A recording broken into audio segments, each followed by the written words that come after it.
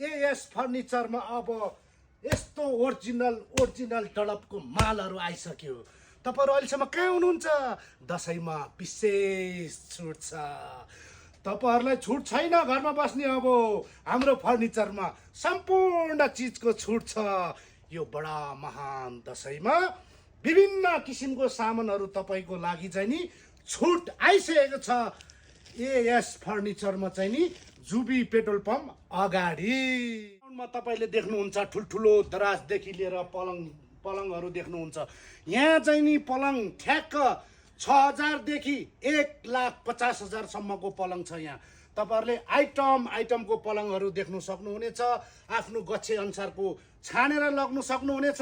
तर भारी छुटमा आउँदैछ एएस फर्निचर जुबी पेट्रोल पम्प अगाडि।